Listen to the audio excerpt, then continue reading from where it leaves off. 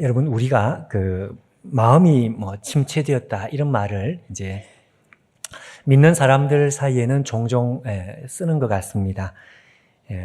안 믿는 사람들에게는 이 말이 좀 흔하지 않은 것 같은데, 내용인즉슨 침체됐다는 것은 의욕이 없어지는 것, 무기력해지는 것, 혹은 우울해지는 것, 이런 것을 우리가 이야기할 때 이런 표현을 하는 것입니다. 우리가 마음이 이와 같이 이렇게 침체가 되는 것은 이것은 사실은 적은 문제가 아니라고 해야 합니다. 마치 몸은 살아 있는데 마음은 죽은 것 같은 거죠. 그렇게 되면 우리가 아무것도 하지를 못합니다.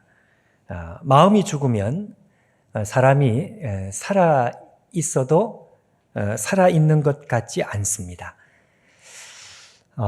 오늘 이제 예를 우리가 이 학계 말씀 속에 나타나는 하나님 백성들, 이 유다 백성들 속에서 이제 그 예를 우리가 보게 됩니다. 오늘 우리 안에는 그런 분들이 없는지 모르겠습니다. 여러분, 이 학계에서의 말씀을 듣는 사람들, 이 유다 백성들은 한마디로 대단히 침체된 사람들이라고 할 수 있습니다. 자, 이 사람들은 바벨론 포로 70년의 포로 생활을 마치고 예루살렘으로 돌아온 사람들입니다. 물론 그 예루살렘은 이제 폐허가 된 예루살렘이죠. 70년 포로를 마치고 예루살렘에 돌아왔을 때 그들이 가지고 있었던 첫 번째 사명이 있었습니다. 우리가 이것만큼은 가장 먼저 해야 돼. 그건 다른 것이 아니고 솔로몬 성전, 무너진 솔로몬 성전처럼 다시 하나님의 성전을 건축해야 한다. 구약 시대의 하나님의 성전이라는 것은 우리가 지금 생각하는 것과는 차원이 다른, 그들이 믿는 종교 그 자체를 상징할 정도로 너무나도 중요한 것이었기 때문에 그들은 성전을 짓겠다 이렇게 생각을 한 것입니다. 결심을 한 것입니다. 자, 근데 그렇게 시작했던 이 성전 건축이 중단이 되어버렸습니다. 무려 15년 동안 중단이 되었습니다. 그 이유가 무엇일까요? 그 이유는 다른 것이 아니고 그들이 먹고 살고 생존하여 살아남는 그것이 너무너무 힘들었기 때문에 그렇습니다. 일단 이 사람들에게는 정말 먹고 사는 문제가 보통이 아니었던 것 같습니다. 그들의 원래 생활 기반은 70년 동안 바벨론에 살았기 때문에 바벨론에 있었는데 믿음으로 돌아와 보고 났더니 이 예루살렘 폐허가 된 곳에 아무것도 없는 곳에서 그들이 이 경제적인 기반을 만드는 것이 이게 이제 보통 어려운 일이 아니었다는 것이죠. 근데 그뿐만이 아니고 이 학개서에 보면 이 당시 사람들에게 심한 기근, 한재라고 하죠. 기근이 이제 닥쳤습니다. 그뿐만이 아니고 이들이 성전 건축을 하는 데에 대단히 심하게 방해하는 일종의 방해 세력들이 많이 있었습니다. 그뿐만이 아니라 이 사람들은, 돌아온 사람들은 어떤 보호받을 수 있는 정치적인 주권을 가지고 있는 사람들이 아니었습니다. 페르시아의 완전한 독립이 아니고 페르시아로부터 독립이 아니라 속주 정도. 그러니까 여전히 주권은 없이 약간의 자유를 얻어가지고 다시 고국으로 돌아왔기 때문에 정치적인 주권이 없으니까 위험할 수밖에 없고 위험 가운데 무방비로 노출될 수밖에 없는 것이죠. 아무도 보호를 해줄 수 있는 어떤 법적인 장치가 없고, 그러니 방해 세력들 앞에서 속수무책이고 거기다가 먹고 사는 것이 힘들고 이런 어떤 문제들이 있었던 것입니다. 자, 그래서 여러분, 우리가 읽지는 않았지만 학개서 1장 2절 앞에 한번 자막을 보시면 이런 말이 있는데, 만군의 여호와가 이같이 말하여 이르노라.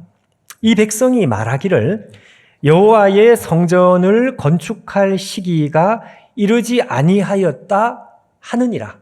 자, 여러분, 이 백성들이 무슨 말을 했는지 우리가 금방 알 수 있습니다. 이렇게 힘든 백성들은 아직 때가 오지 않은 것 같다. 그러니까 성전 건축을 할 시기가 아직 오지 않은 것 같아. 이렇게 이제 생각을 했더라는 거죠. 왜냐하면 모든 것이 힘드니까요. 자, 그러다가 15년 동안 이 중단이 되었다가 그러다가 학개 선지자가 나타나, 오늘 우리 본문 바로 이 말씀인데요. 학개 선지자가 나타나서 하나님 말씀을 전할 요때가 되었을 때 아마 이들은 약간 상황이 좋아졌던 것 같습니다. 그래서 4절 앞에 한번 자막을 보시면 1장 4절에는 이렇게 되어 있습니다. 이 성전이 황폐하였거늘 너희가 이때에 판벽한 집에 거주하는 것이 옳으냐. 이 판벽한 집이라는 말은 말 그대로 반듯한 집, 멋진 집, 잘 꾸민 집, 이제 이렇게 되는 거죠. 그러니까 하나님께서 이 백성들이 좀 이렇게 잘 살게 된 여기에 대해서 배가 아프다 그런 뜻이 아니라, 자, 이 백성들이 상황이 좋아졌단 말이죠. 형편이 나아졌습니다. 그런데도 여전히 처음에 결심했던 그 하나님의 성전을 건축하는 이 믿음을, 종교를 세우는 이거를 이 사람들은 여전히 못하고 있기 때문에 하나님께서 이제 이 말씀을 하는 것입니다. 자, 여러분, 상황은 좋아졌는데 왜 성전 건축을 못하는 것일까? 이유는 아주 간단합니다. 마음이 죽어 있기 때문에 그렇습니다. 마음이 죽어 있는. 여러분, 상황이 좋아진다고 해서, 우리 앞에 있는 문제가 해결된다고 해서 우리가 반드시 믿음으로 살 수 있는 것이 아니죠. 예. 그러니까 우리가 환경이 좋아짐과 비례해서 우리의 믿음이 좋아지는 것은 아니다, 그 말씀입니다. 오히려 그 반대일 가능성도 있습니다. 그렇죠? 우리의 환경이 좋아질수록 우리의 믿음은 오히려 떨어질 가능성도 있습니다. 유다 백성들의 상황이 좋아졌는데도 그들이 성전 건축을 해야 되겠다 이 생각을 못한 이유는 애초에 처음부터 가장 중요한 문제가 이들 속에 있었던 것입니다. 그건 다른 것이 아니라 마음이 죽어 있었던 것입니다. 마음이. 그러니까 처음부터 이 문제들, 여러 가지 문제들이 혼재되어 있어가지고 이들이 하나님 앞에 믿음의 결단을 하는 것이 대단히 어려운 상황이라는 것을 하나님도 알고 계신다 말씀이죠. 근데 그걸 하나님도 알고 계시지만 사실 그 환경적인 문제, 그것보다 더 큰 문제가 있다는 것을 하나님께서는 아셨다는 것입니다. 예. 그건 겉으로 잘 드러나지는 않아요. 근데 하나님은 아시는 거죠. 예. 그게 다른 게 아니라 그들의 마음이 죽어버린 것입니다. 예. 환경이 문제가 아니라 마음이 죽어버렸다. 예. 그래서 여러분 오늘 우리가 읽은 이 말씀이 그래서 나오는 것입니다. 14절 말씀을 제가 다시 한번 읽어보면 스알디엘의 아들 유다 총독 스룹바벨의 마음과 여호사닥의 아들 대제사장 여호수아의 마음과 남은 모든 백성의 마음을 감동시키심에, 지금 우리가 가진 성경 이전 번역에는 저 감동이라는 말을 사용하지 않고 흥분이라는 말을 사용했는데 저는 이게 훨씬 좋다고 생각합니다. 이게 그저 하나님께서 그들의 마음에 잔잔한 감동을 주시는 그게 아니고요. 마치 격동을 하듯이 그들의 마음을 확하게 일으키시는 하나님의 손길이 그들 가운데 나타났다는 것입니다. 문제는 마음이었습니다. 마음. 하나님께서 처음부터 이 백성들을 향해서 가지고 계신 목표가 있었는데 그것은 그들의 환경, 그보다 더 중요한 문제, 마음이 일어나는 것입니다. 마음이 살아나는 것. 그들의 마음이 다시 살아나는 그것이 하나님의 가장 중요한 관심이었고 하나님의 목적이었고, 그래서 여러분 하나님께서 지금 성전 건축에 대한 말씀을 하실 때에 그들에게 다른 어떤 일을 하기 이전에 제일 먼저 하시는 말씀이 바로 우리가 읽은 이 본문 말씀, 마음을 거룩하게 흥분시키시는, 격동시켜 흥분시키시는, 그걸 하나님께서 지금 제일 먼저 여기서부터 말씀하시는 이유가 바로 여기에 있습니다. 여러분, 우리가 이 대목에서 우리의 마음에 이렇게 하나 정리를 좀 해야 되겠습니다. 마음이 살아나면 그 다음에 하나님께서 일을 하시는 것입니다. 우리의 마음이 살아나면 여러분 그 다음에 기적이 일어나는 것입니다. 예. 그러니까 마음이 먼저다 그 말씀입니다. 예. 근데 마음이 살아나지 않으면 아무것도 되지 않습니다. 예. 설사 여러분 순서를 바꿔가지고 기적이 일어난다 할지라도 그 마음이 여전히 죽어 있으면 그게 여러분 결국 그 사람에게 복이 안 될 수도 있는 것입니다. 무슨 말인지 아시겠습니까? 기적이 일어나도 말이죠. 예. 눈앞에 기적은 일어나고 문제가 해결된 것 같은데 여전히 마음이 죽어 있다면 그 영혼 속에 진정한 감사가 나오지 않고 그 영혼이 살아나지 못할 수도 있다 그 말씀입니다. 예. 여러분 우리가 이 좋은 예를 우리가 한 두 주 지난주도 잠깐 언급을 했는데 그 예가 우리가 잘 아는 예가 있기 때문에 우리 지난주에 여러분 12회 혈우증을 앓는 병든 사람, 이 사람이 고침을 받는 이야기, 우리가 잘 아는 이야기입니다. 여러분 한번 그 이야기를 다시 한번 생각을 해 보십시오. 12년 동안 이 저주스러운 질병에 붙들려 가지고 고생을 하고 사람들 앞에 나타나지 못하고 그러다가 숨어서 몰래 예수님의 옷자락을 만져서 병이 치유가 되었습니다. 자, 여러분, 이 치료된 여인, 이 사람을 우리 주님께서는 일부러 찾으십니다. 그리고 사람들 앞에서 이 사람을 일으켜서 이 사람과 독대를 일부러 이제 하시는 것입니다. 우리가 생각할 때에는 이 여인의 질병이 치료가 되었으면 그럼 여러분 집에 가면 되지 않겠습니까? 목적이 이루어졌으니까. 그럼 모든 게 다 해결된 거 아니냐?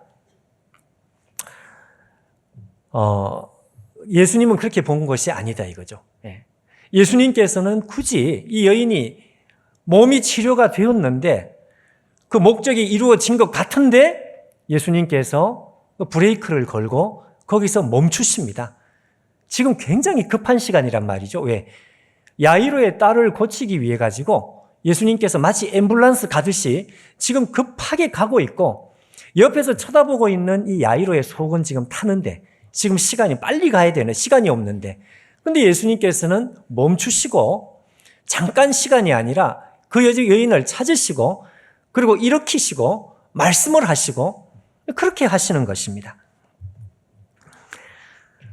왜 예수님께서 이렇게 하시는 것일까? 그 이유가 바로 앞에 말씀한 바로 그것 때문에 그렇습니다. 그러니까 몸의 병이 다 나아도 이 여인의 마음이 살아나지 못하면 마음이 죽어버리면 이게 나은 게 아니다 그 말씀입니다. 이게 도대체 무슨 말일까요? 나은 게 아니다. 자, 여러분, 이게 나은 게 아니다. 이 말을 우리가 정확하게 좀 마음속에 한번 새겨봤으면 좋겠는데, 한번 생각해 보십시오, 여러분. 이 여인의 병이 나았습니다. 그럼 나았으면 당연히 좋겠죠. 그 다음에, 병이 나았으니까 이 여인이 이제 사회생활도 하고 일도 할 수 있겠죠. 돈도 벌 수 있겠죠. 그럼 돈을 벌면 어떻게 됩니까? 돈을 벌면 이제 잘 먹고 잘 살고 그렇게 되는 것이죠. 그러면 다 된 것 아닙니까? 그 모든 것이 다 된 거 아닙니까? 예. 근데 문제가 하나 남아 있습니다. 그렇게 해서 병도 낫고 사회생활도 하고 그 다음에 돈도 벌고 그리고 잘 먹고 잘 살고 그렇게 돼서 모든 게 다 된 것 같은데 문제는 뭔가 하니까 그렇게 해서 잘 먹고 잘 사는 그 여인 속에 맛있는 것을 입에 집어넣었는데도 행복하지가 않은 것입니다. 만족이 되지가 않는 것입니다. 이걸 어떻게 하면 좋습니까? 모든 문제가 다 해결이 되었는데 문제는 그 해결된 문제 속에 자기가 원하는 것을 다 가진 것 같은데 근데 만족이 없는 거예요. 행복하지가 않은 것입니다. 그러니 여러분, 이게 나은 게 아니다. 그렇게 말을 해야 돼요. 예수님께서 이 여인을 멈춰 세우신 이유가 있습니다. 너가 몸이 치료되어서 모든 것이 해결됐다면 그것이 아니다는 것입니다. 예. 그보다 더 중요한 문제가 있는데 마음이 그늘진 것이죠. 여러분, 이런 말이 있습니다. 책을 보다가 제가 지난주에 보다가 이런 한 문구를 봤는데, 창문을 열고 바람을 쏘여도 그 시원한 바람이 내 가슴으로는 들어오지 않는다. 이런 표현이 있었습니다. 예. 무슨 말인지 여러분 접수가 되시나요? 답답하니까 창문을 여니까 바람이 들어왔어요. 너무너무 시원해요. 그런데 그 시원한 바람이 얼굴에 부딪히고 온몸에 부딪혀서 시원한 것 같은데 내 가슴속 깊은 곳에는 이 바람이 와닿지 않는다는 것입니다. 여러분, 우리는 지금 현대 사회에서 이 우울증 이런 말을 너무너무 이제는 익숙하게 듣고 있습니다. 여러분, 저는 오래전에 이 우울증이란 말을 들을 때 그게 무슨 병이냐? 우울하면 즐거우면 될 거 아니야. 혼자서 별로 이게 무슨 대단한 문제인지 이해를 못했습니다. 그러나 목회를 하고 사람들을 만나고 그리고 그 인생의 연륜이 한 해 한 해 이렇게, 그럼 이게 정말 무서운 것이다. 이게 정말 무서운 것이라는 것을 가면 갈수록 뼈저리게 깨달아요. 여러분, 이게 왜 그렇게 무서운 것이냐? 네. 여러분, 이 세상에서 가장 아름다운 경치를 보고, 그리고 이 세상에서 가장 좋은 곳에서 잠을 자고, 이 세상에서 가장 맛있는 것을 먹고. 자, 여러분 생각해 보십시오. 하와이 DTS에 제가 갔을 때 그 경치가 정말 아름답더라고요. 와. 사람들이, 여러분 이 세상에서 가장 아름다운 경치를 보면 그 모여있는 사람들의 반응이 어떤 반응일까요? 그렇죠. 입을 딱 벌리면서 와 하는 탄성이 터져 나옵니다. 근데 그 중에 한 사람은 그걸 아름다운 걸 쳐다보면서 그 마음속에 무슨 생각이 자꾸 드는가 하니까 여전히 죽고 싶은 거예요. 여전히 죽고 싶은 생각 말고는 다른 생각이 안 드는 거죠. 물론 눈앞에 있는 경치, 아 좋구나, 좋은 경치구나, 아름다운 경치구나, 그걸 모르는 것은 아닙니다. 그걸 알아요. 그런데도 자기 마음은 행복하지 않습니다. 이걸 여러분 어떻게 하면 좋겠습니까? 여러분, 흡수장애 증후군이라는 병이 있습니다. 이건 보편적인 병이 아니고 제가 오래전에 그 다큐멘터리를 보다가 그게 그런 병이 있다. 그 아주 희귀병입니다. 흡수장애 증후군. 우리나라에 몇 명 안 되는 것인데 어떤 어린애가 이 흡수장애 증후군을 앓고서 옆에서 보니까 정말 너무너무 불쌍한 거예요. 그게 왜 그렇게 불쌍한 거냐. 여러분, 이게 뭔가 하니까요. 모든 좋은 것을 먹는데 아무 문제 없습니다. 그리고 소화시키는데 아무 문제 없습니다. 근데 문제가 딱 한 가지가 있어요. 그 영양분이 흡수가 안 되는 것입니다. 내 안에 내 것이 되지를 않습니다. 네. 영적으로도 마치 여러분, 우리의 마음이 죽는다는 것은 마치 그거하고 똑같습니다. 모든 좋은 것이 내 앞에 다 있고 모든 행복한 조건이 다 갖추어졌는데 내 마음 속에는 그냥 죽고 싶은 생각 외에는, 그냥 어두운 마음 외에는 다른 어떤 생각이 나지 않는. 여러분, 예수님께서 이 여자를 멈춰 세우신 이유를 이제 우리는 알 것 같은 거예요. 이 여자가 몸이 치료받아서 집으로 돌아간다? 여러분, 이게 나은 게 아니라요. 그렇게 해서 맛있는 걸 먹으면 뭐해요? 예, 거기서 좋은 걸 봤으면 무슨 의미가 있습니까? 여러분, 오늘 우리가 읽은 이 본문에 읽지는 않았지만 바로 이 학계 시대 하나님 백성들에게 똑같은 현상이 일어나고 있습니다. 1장 6절을 한번 보십시오. 너희가 만일 뿌릴지라도 뭐라고 되어 있습니까? 수확이 적으며, 먹을지라도 배부르지 못하며, 마실지라도 흡족하지 못하며, 입어도 따뜻하지 못하며, 일꾼이 삭슬 받았는데 그것이 구멍 뚫어진 전대에 넣음이 되느니라.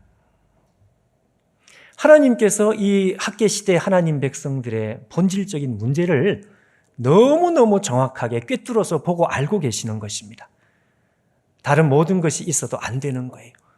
자기 앞에 있는 문제들이 해결된다고 해도 안 되는 거예요. 그게 문제가 아니다. 너희들의 문제는 마음이 죽은 문제다.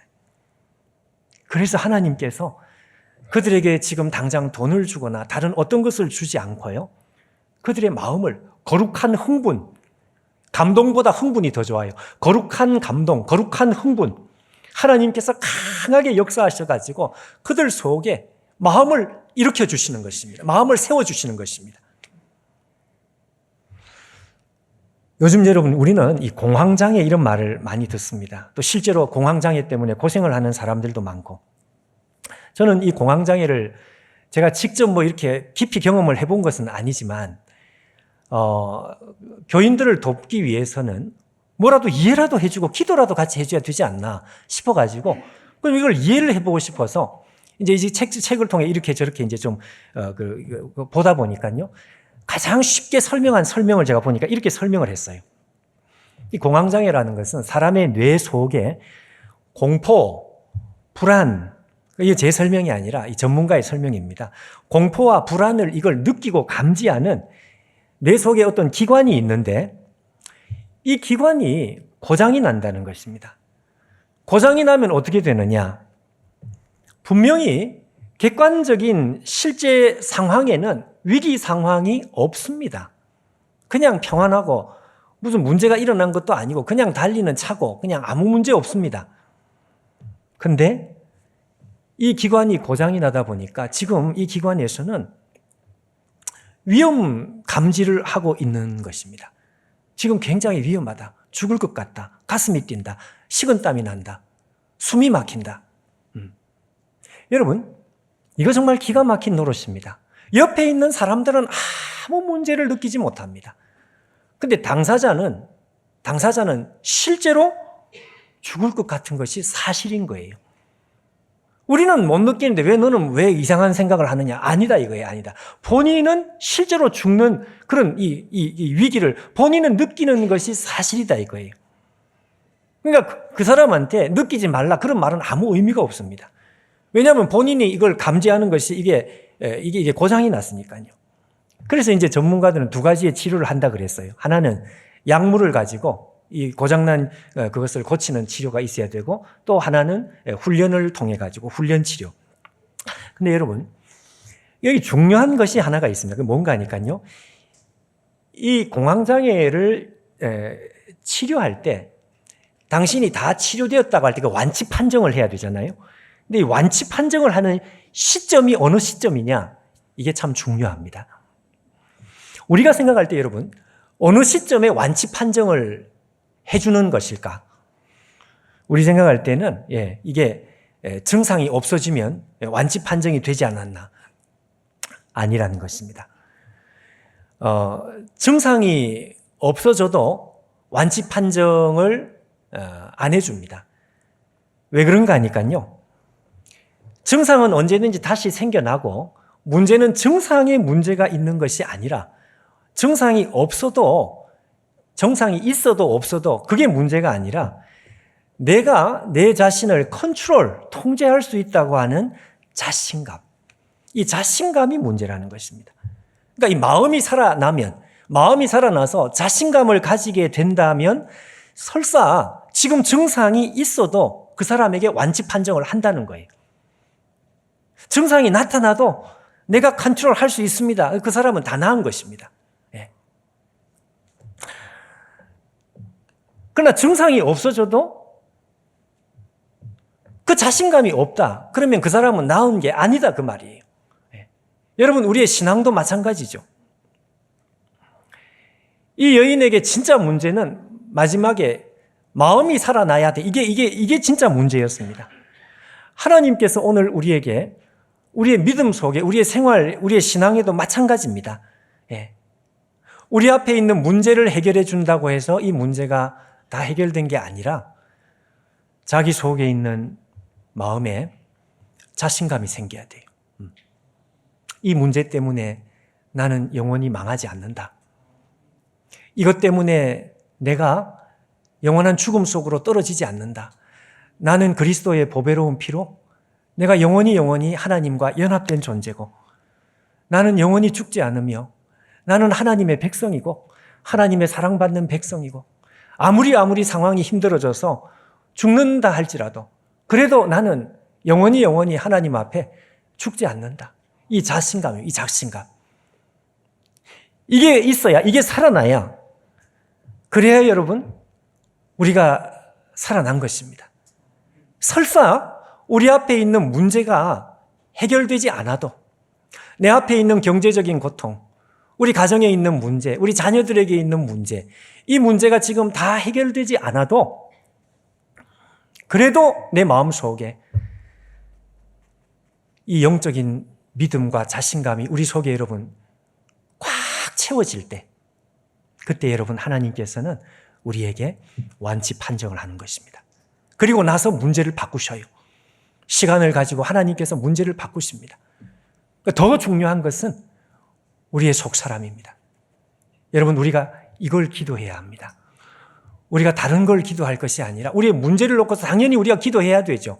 우리의 문제를 놓고서 기도를 해야 되지만, 그 문제도 바뀌어야 되지만, 그러나 우리 하나님께서는 그것보다 더 중요하게 보시는 것이 우리의 중심이라, 우리의 마음이라, 마음이 살아나는, 그걸 하나님은 더 중요하게 보셔요. 내 마음이 살아나기만 하면 너는 됐어. 너는 살아난 거야.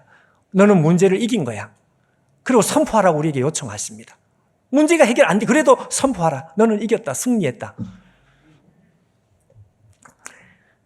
제가 일부 예배 때도 이 예를 말을 할까 안 할까 하다가 예를 했습니다. 분명히 제 원고에는 그 얘기를 꼭 해야 되나 하고 빼버렸는데,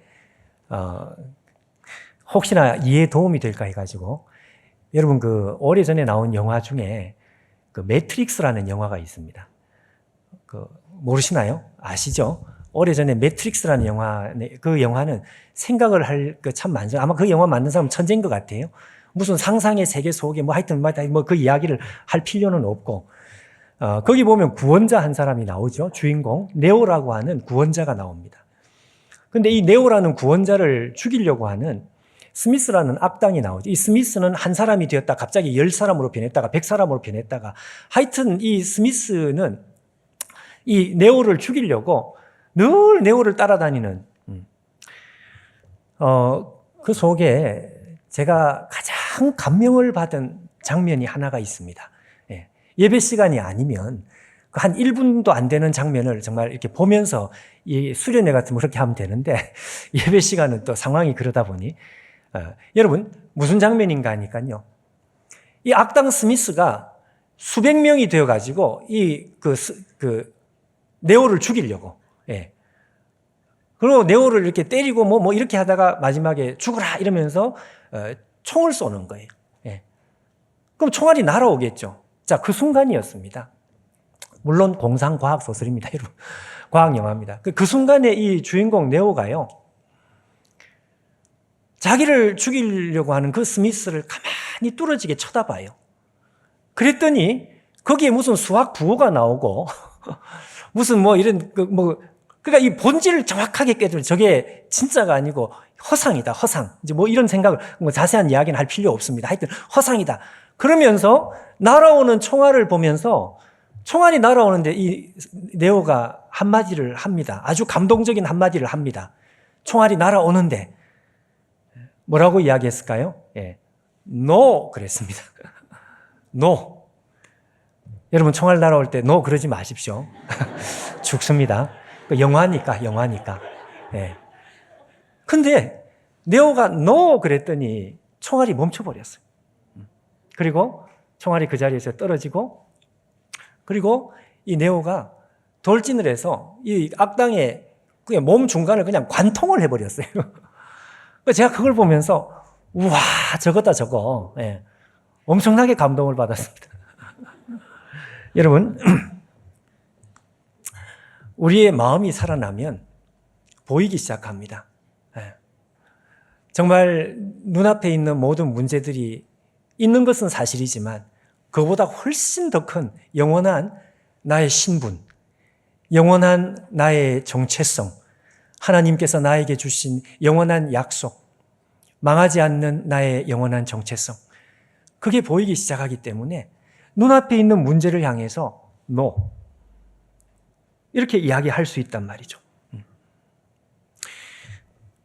하나님께서 우리의 마음을 살리고 싶어 하셔요. 마음부터 살리고 싶어 하셔요. 시편 6편 말씀을 하나 보십시오. 여러분 여기 보시면 6절과 7절 말씀 앞에 보시면 이렇게 되어 있습니다. 내가 탄식함으로 밤마다 눈물로 피곤하여 밤마다 눈물로 내 침상을 띄우며 내 요를 적시나이다. 내 눈이 근심으로 말미암아 쇠하며 내 모든 대적으로 말미암아 어두워졌나이다. 죽겠다는 이야기입니다. 지금 도저히 살아있을 수 없을 정도로 내 마음이 지옥이다 그 말입니다. 그런데 바로 그 다음 절을 한번 보십시오. 악을 행하는 너희는 다 나를 떠나라. 여호와께서 내 울음소리를 들으셨도다. 과거형입니다. 들으셨도다. 이거 여러분 아무리 우리가 논리적으로 앞뒤 연결을 한번 만들어 보려고 해도 절대로 이해가 안 되는 구석입니다. 아니 7절까지 죽겠다고 하던 사람이 한순간에 마음이 살아나는 거예요. 노 하고 거절을 하는 것입니다. 눈앞의 상황은 하나도 나아진 것이 없습니다. 그러나 그의 마음이 한순간에 하나님의 기적 같은 간섭으로 한순간에 살아났더니 그랬더니 대적을 향해서 나를 떠나라. 노. 그러면서 이 사람이 마음이 살아나요. 마음이 살아나 모든 것이 다 살아납니다. 여러분 초대교회 사도들이 핍박을 받았습니다. 핍박을 받아서 죽을 만치 얻어맞았는데 상황은 하나도 변한 게 없습니다. 그런데 하나님께서 그들의 마음을 살려놨더니 사도행전 4장 31절에 뭐라고 되어 있는가 하니까 하나님 앞에 담대하게 기도합니다.